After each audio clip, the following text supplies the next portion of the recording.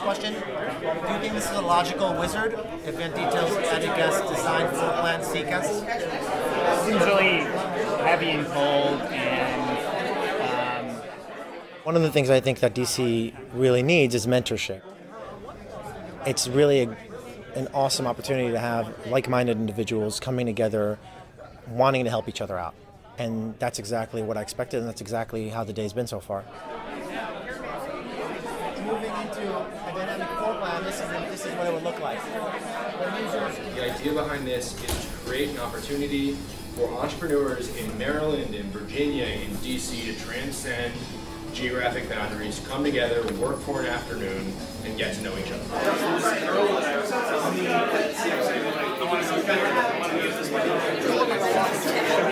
It was set up front, no pitching, no selling. I think that was clear and everyone got that and everyone respected that. Made the environment much more open to relationship building. It was actually much more collaborative than I imagined it would ever be.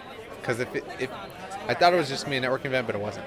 I think it'll be cooler to, weave in the selection. I'm working on a couple designs right now. I wanted to act some, typical A/B testing, this versus that, and just what do you think, and got a ton of feedback from well-respected other UI guys, as opposed to just people on the street. My options are on the left side. To me, a left nav makes more sense. So instead, I would put like an arrow that as you're moving.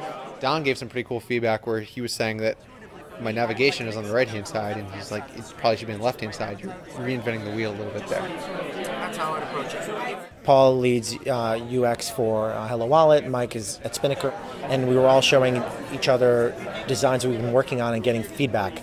And what's really great is it's a safe place. We're not worried about anybody else seeing anything. We're getting honest feedback from people who are doing the same thing that we're doing. link up with some of the other stuff we're doing in Spinnaker to create customized. Spinnaker's about to be released, and just giving him some feedback on his splash page. His copy is a little long. Users don't really read past the first sentence, so they're not going to read that whole paragraph. Short it down to a couple bullets. And he had his pricing options right there. They don't really stand out. Most people go for a certain pricing option, usually the middle option. Make it stand out more, make it pop. And I would just add more contrast between the different portions of the page. Maybe like a different background. That's the best kind of feedback, is like, no, I totally don't get that at all. What's going on? Because that's when someone, realizes like, okay, well, I really understand this, but maybe I need to take a step back and make sure it's translated so that people who haven't been working on the product for 6 months also understand it. I like your font. I love the way information is laid out. It's a great, but there's texture to it too. I like that.